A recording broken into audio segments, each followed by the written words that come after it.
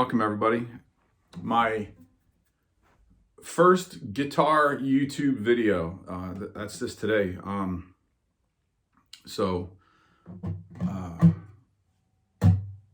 really sure how to start it off, but I guess the best way is just to kind of start talking about one, why I'm making guitar YouTube videos, and what I hope to get out of it, and hopefully anybody out there that might watch this stuff, what they're going to get out of it. So I've been playing guitar for a long time, all of my life that I can remember. I think the first time I ever picked up a guitar and made a sound out of it, I was probably 8 or 9 years old. I'm 50, so over 40 years with this stuff, long time. But for me, having playing guitar and music and being into this type of thing for all of my life, that's great. A lot of us are, but really, the reason I'm doing this is because I want to document.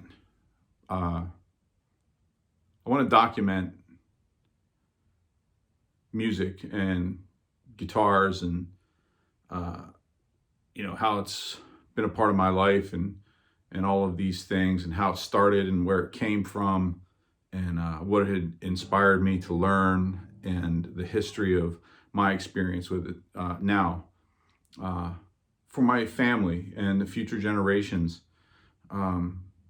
before I can't remember it any longer, before I can't express it. My family now and everybody, they know I play guitar, and they understand that because they're all part of the same family I grew up in, and we all listened and played music and everything like that. But eventually it comes to a time when there's only one generation left that remembers you. So that's kind of a shitty way to look at it, but this is really kind of like a video diary as it pertains to my life and how I grew up with music and playing guitar and what it's done for me. So, and I want to reach out to other people who play music and play guitar and find out what their experiences are with it, and how they came about to it. And I want to learn more about music and the guitar, and I want to become a better player, and I want to maybe, if it works out,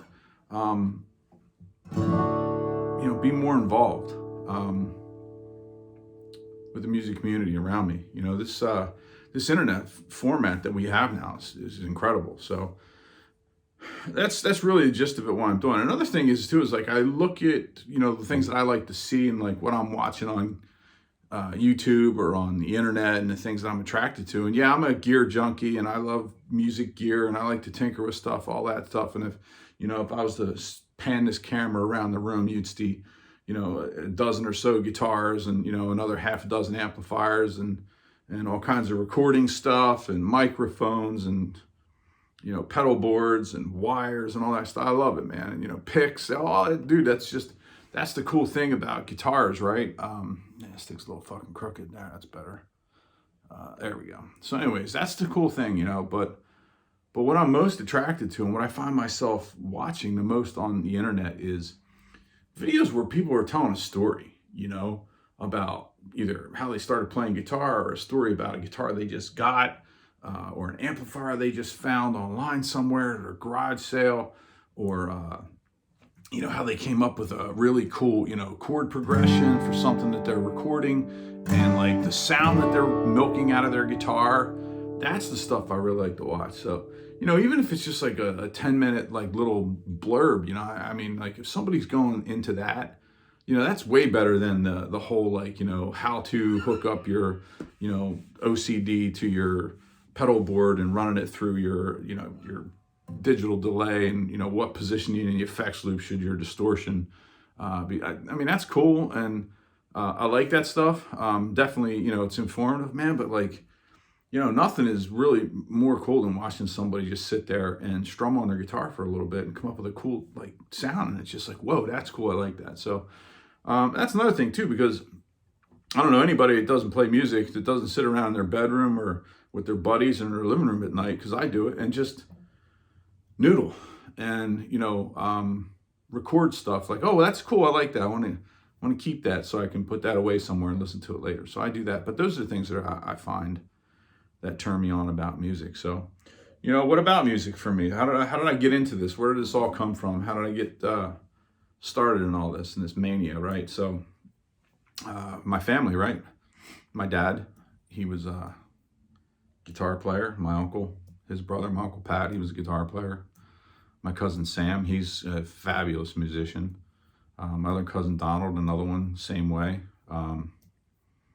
Music, just in my house constantly. Somebody was listening to music. My mom, my dad. On the weekends, family would come over and music. Oh yeah, we're playing music. There'd be guitars, and man, on New Year's Eve when I was a kid at my house, there'd be guitars and amplifiers and all kinds of stuff, and people just singing and playing. So that was a huge deal, man. So that's where it started. Hopefully over the course of this YouTube thing and videos that I'm recording and that I can put out there into the ether, that they're never going to go away, that people will be able to see this for generations and a long, long time to come. And maybe even I can look back on it in the future when I can't remember it anymore and say, yeah, that's cool. That's how it started. Where is it now? Well, music's still important to me. It's one of the, it's part of who I am. I listen to music constantly, and no particular guitar or style of music. I like it all. Primarily rock and roll, man. I'm a rocker. Everybody knows that. But I listen to everything, If it's got a good groove and a good riff, man, that's good music. Doesn't matter, country, rock, rap, classical, it doesn't matter. If it sounds good, it's good.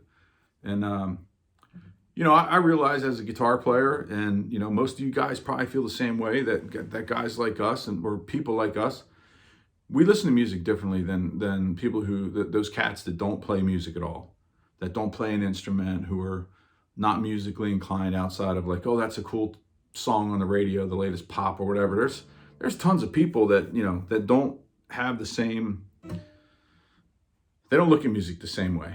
They don't listen to it the same way. I find that I haven't, I know I listen to music differently than my wife, who doesn't play an instrument. She listens to music as the song. I listen to a song and I listen to the guitar, or I'll listen to the drums, or I'll listen to the bass line, or I'm listening to the stuff that's in between, the fills, the pauses, the open space. That's the stuff that I listen to, that little riff, So that's how I listen to it. And I think people who play music or play an instrument probably have developed their ear in that manner. So that's where I'm at now. Do I play live? I used to when I was younger, in my 20s. And it was the greatest thing. But, I'm in the Navy. I've been in the Navy 19 years. So this career really that I have now doesn't allow me much flexibility to commit to being in a band or playing with people. So I don't like that. It gets in the way of that. I feel it, but it is my career and I'm proud of it. But I only got 2 more years left. So, and then I'm retiring. So I'm going to get back to hopefully getting together with some people and getting out and playing, because man, there's no greater experience in the world than playing live in front of other people. So, yeah. So what am I doing today, man? Like, just sitting around tinkering. My Martin HD 28. This is I don't know what, 2009 I got this. I guess it was made that year. I got it new. So man, it's just, it's just at that age where I think Martin, good acoustic guitars, not just Martin, start coming into their own. They're growing into their sound. New guitar comes off the assembly line, a little stiff, that type of thing. But man, it's just.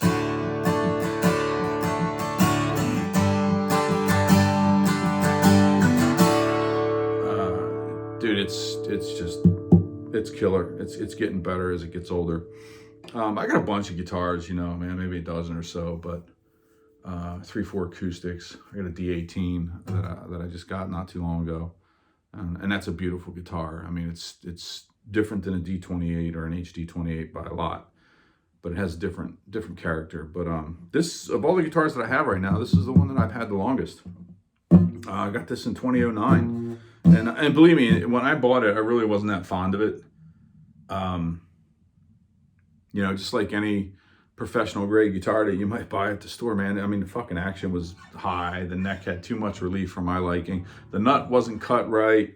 It had shitty strings on it. It had these Grover Rotomatic tuners up here that they're ugly. I couldn't stand them. So, I did some things to it over time. First thing I did was get rid of the Grovers, and I put Waverleys on it, if you guys can see those. I think they're a way better tuner. They look better. I put those on it. Slotted the bridge. I put some bone with abalone dot solid pins in it, and tweaked it and adjusted it. I changed the pick guard, man. This pick guard that's on here, this is a Grevin pick guard. Came with a black pick guard. I didn't like it. Looked too plain, man, for an HD with this beautiful herringbone on it, this wonderful top. So I peeled that black pick guard off, and I put a tortoise pattern on there. I wanted it to look like a tortoiseshell pattern. And that was okay. I had that on there for a few years. Then I got to not liking that. I wanted a more traditional pepperoni swirl, or whatever you want to call it. So I got another one from Grevin and put this on there. I think Grevin's out of business now. I don't think you can get Grevin pick guards anymore. So this is the one that I like the most. I stuck that on there, and this is where I'm at. The current evolution of my 2009 HD28, and I'm dicking around in some open D tuning today. I think it's my favorite tuning out there, really. I mean, the cool thing about open D, right, is it can be anything. Open D can be like, it can almost sound sinister, like badass, like,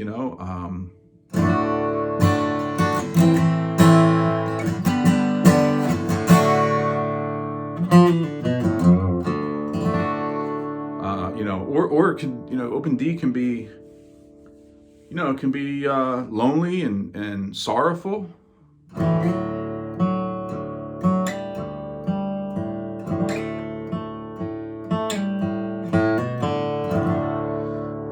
can do that. And dude, open D can rock, man. It's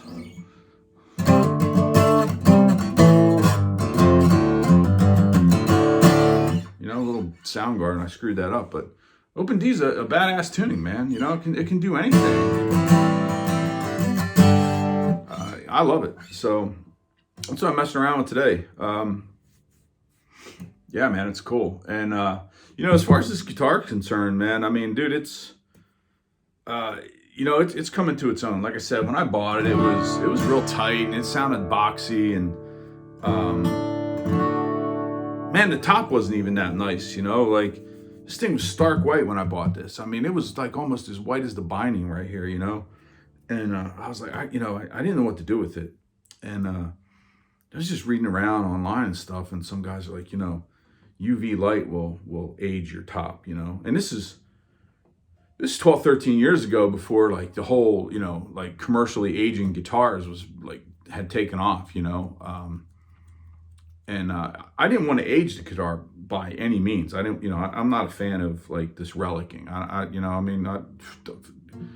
Fucking scorch me if you may. I just don't like it. I'm not afraid of my guitars aging naturally and getting the patina and the bumps and the bruises and the dings and the whatevers from, use. But to take a $4,000 or $5,000 guitar, Les Paul reissue, and then have somebody sit there with fucking hammers and sandpaper and screwdrivers and whatever it may be and ding the shit out of it and take 70 years off of that guitar right out of the gate. That's, to me, it just, I know it looks cool, and I know that people want, to have something that looks like the real deal, that looks like a pre-war Martin or a 59 Burst or whatever, with that 70, 80, 90 years of whatever look it may have, an early 20s O series. But man, that's just not me.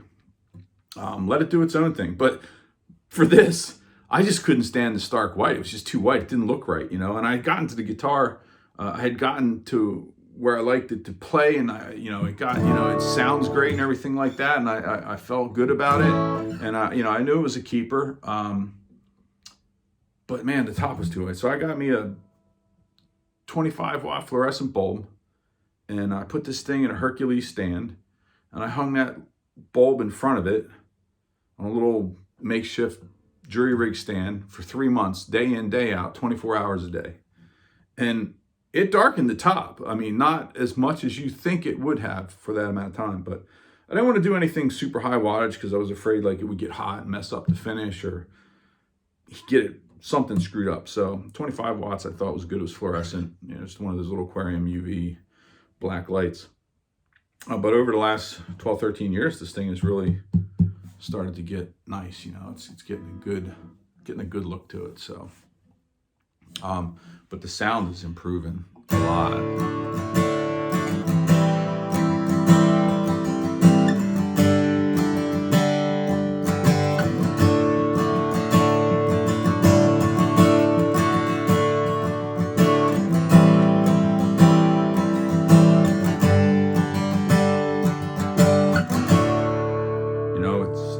It's really something. Yeah, man. So drop D tune. That's the thing, right? Just sticking around with that today.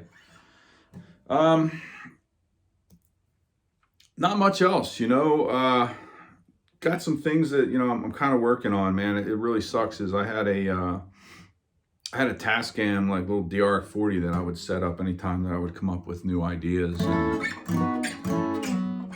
And I would just press record on that thing. And I had hours and hours of musical ideas on there.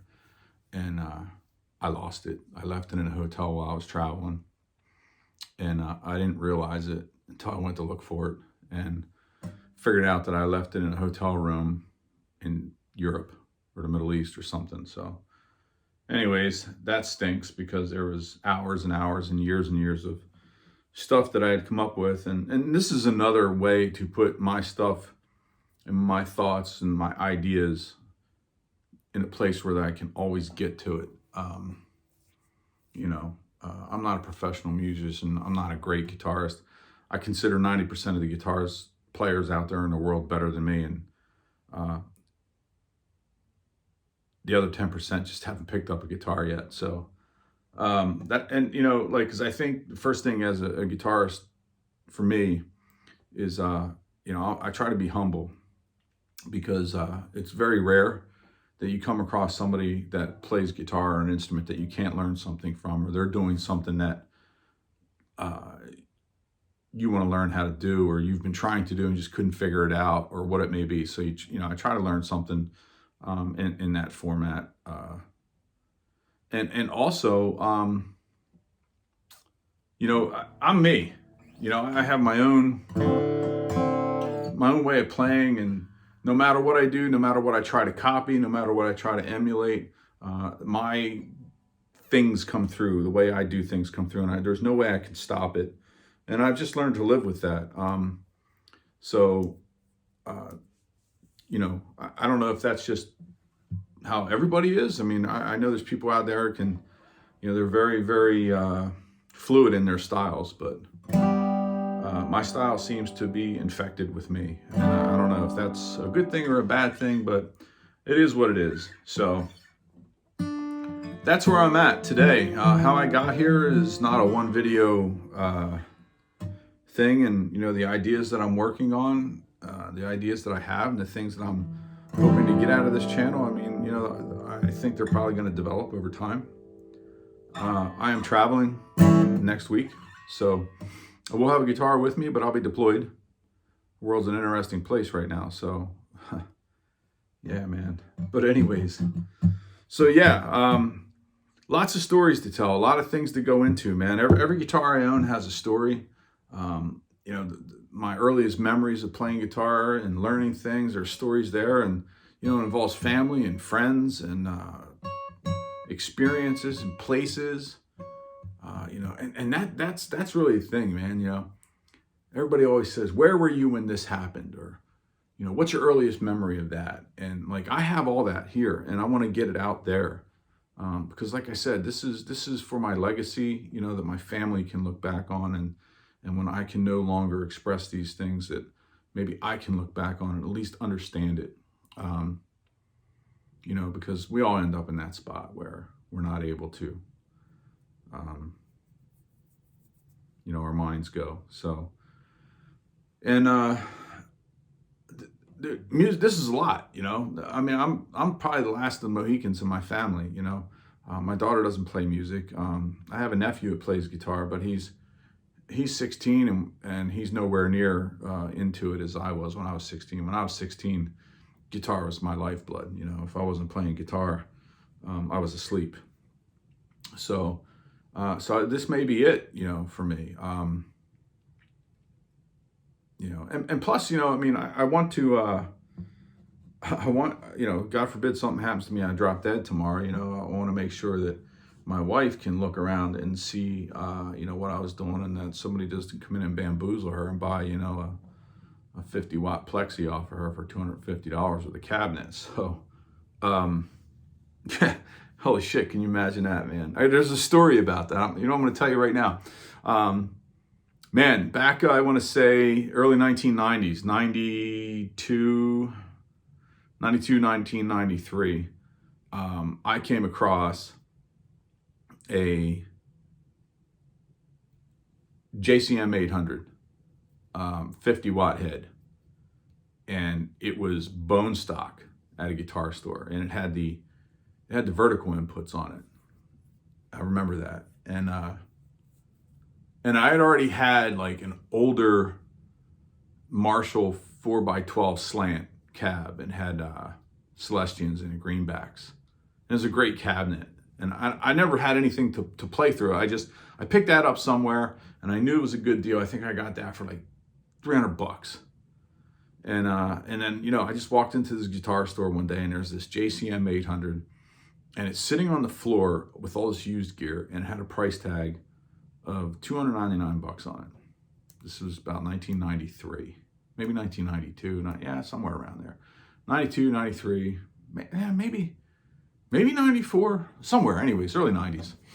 So, man, I jumped on this thing, you know. I had, that was all the money I had at the time, so I bought it. I mean, I wanted a JCM 800. It was the sound of the 1980s that I had when I was growing up.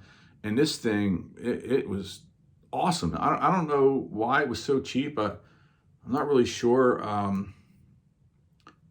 what the deal was, you know. I mean, you know, but I know what, I kind of think I know what the deal was. You know, the 80s were done, right?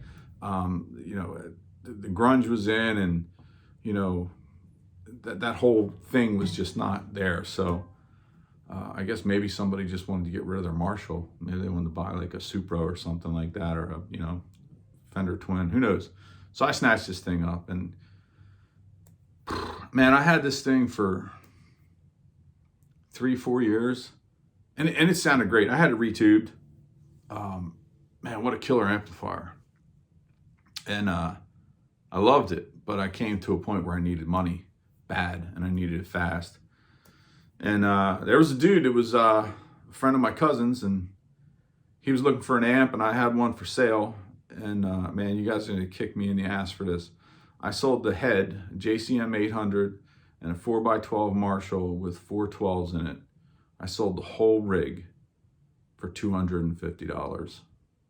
And I don't regret a lot of things that I buy and sell because I don't get emotionally attached to it. But when I look around and I think of the things that I had once, I see pictures or whatever, and that always sticks with me. But I needed the money really, really bad. I was back on child support, and I had to sell this thing, and I sold it for $250, the whole rig. And yeah, man. So that's a story, right? So there's all these stories, right, man? If you guys see this, tell me about something that you regret selling, because that was a stupid move, man. I could have easily taken that thing to a music store and probably got 3 times that much, you know, or on consignment at least. But nope, you know, I was impulsive. So that's a story, right? You know, I had a bunch of stuff, man. You know, PRS guitars and stuff, man. You know, they've come and gone. Mesa Boogie, an original 5150 block letter, first generation when they came out, PV, Van Halen signature amp with the big cabinet. It sounded awesome, fucking loud as shit. What else? You know, stuff that I you know, man. Yeah, man. Yeah. On 16th birthday, my dad buys me a Olympic white Fender Stratocaster, and I knew when I was 16 years old. This is 1987. It was a lot of money for my parents to come up with that. And my dad was a rocker, and he bought it as much just because he liked it as much as he wanted me to have it. So, yeah, he bought that for me. But in 1987, Fender Stratocasters were really not that popular unless you were Yngwie Malmsteen, right? And which, I wasn't a big fan of Yngwie.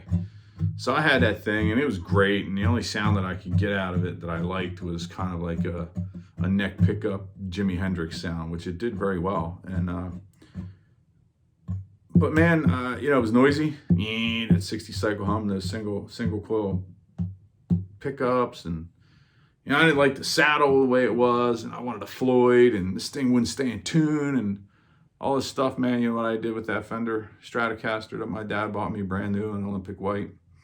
I took that down to the music store and traded it in on a $299 BC Rich Warlock, even up, because I was a stupid 16-year-old kid.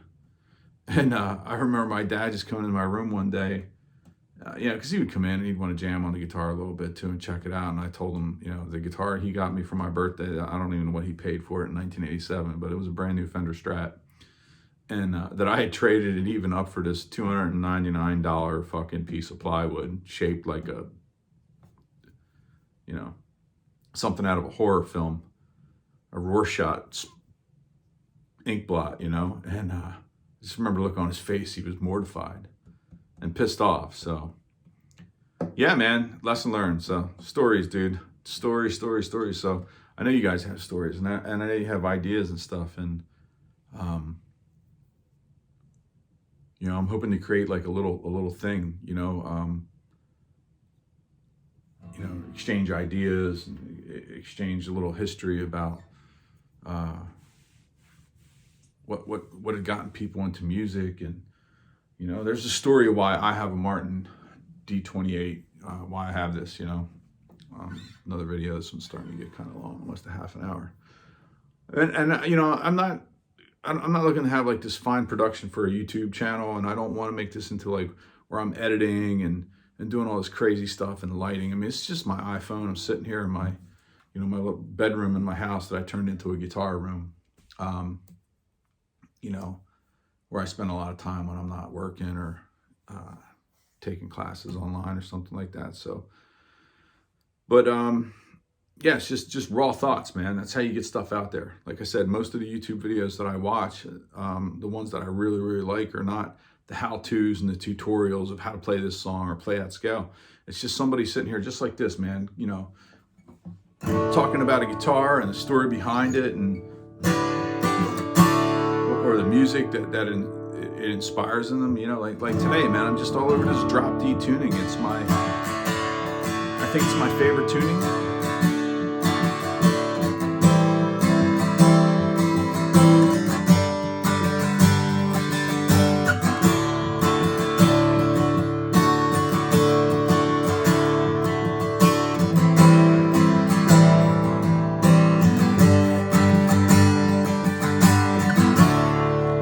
I don't know what that sounds like on an iPhone mic or anything like that. I mean, I don't have it mic'd up or anything, but sitting here, it fills this room up really nice.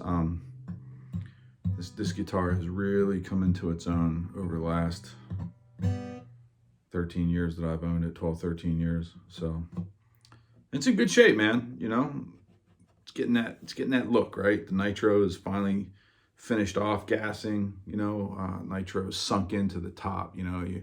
It's not a corduroy effect from being under humidified, but the grain is, it seems to be like kind of like saturated with the finish, and it's not as a mirror as it used to be. It's kind of getting this, it's aging, right?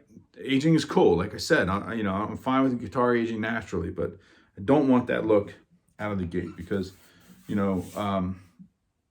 for me, I want the guitar to be me if I'm going to hold on to it. Like I buy and sell a lot of guitars, man, but the reason I kept this is this is a good one. And this wasn't the first one that I had either. I had another HD28 before this, and I got it. Bought this from Sweetwater. And the first one they sent was a flub. I mean, it didn't have any zing to it, man. It didn't project. It just wasn't cool, because not every guitar is great, right? I mean, it's a combination of things. And then when this one came, You know, I was like, oh, I sent the other one back when this one came, and it just had that something. I mean, and the nice thing about, like, good acoustic guitars, you can really drive them, and they just don't flub out. You take a $300 guitar and try to play it, strum it like that, it's gonna buzz, it's gonna flub, it's gonna lose its bottom end, it's just gonna fall apart. It won't stay tight. So, anyways, enough stories for now. Hopefully I get a couple more in before I leave next week, and then I'll have a guitar with me when I go overseas. And there's another thing too, man. It's gonna hopefully keep me busy and keep me occupied in my free time when I'm not doing what Uncle Sam needs me to do out there in the world, because the world's dangerous right now. So, anyways, take care. Yeah, you're supposed to say all this like and subscribe stuff, man. Whatever. That's cool. Like I said, man, this YouTube video stuff is awesome, and I'm not going to make a living off it. I'm not looking for it. But if you like it, definitely come back and check it out, because, 41 years of playing guitar, 42 years now since I first made a sound of a guitar ring. I've learned a lot. I've seen a lot, and I want to share it. And I want to bounce it off other people. And I want to bounce musical ideas off other people, all that stuff. Tell me what your favorite tuning is. Tell me what you're listening to today. Tell me what guitar you're jamming on today. Tell me the guitar that you've had the longest in your collection. Tell me the guitar that you regret selling, the amp that you regret selling, all that stuff. Tell me how you started out. What was the first time you remember playing a guitar? What's the first song you ever learned to play? I have all that stuff, and I want to put it out there, like I said, so I can document it.